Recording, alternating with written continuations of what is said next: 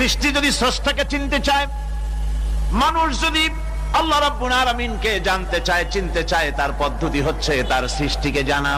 তার সৃষ্টির মাধ্যমেই তাকে চেনা যাবে।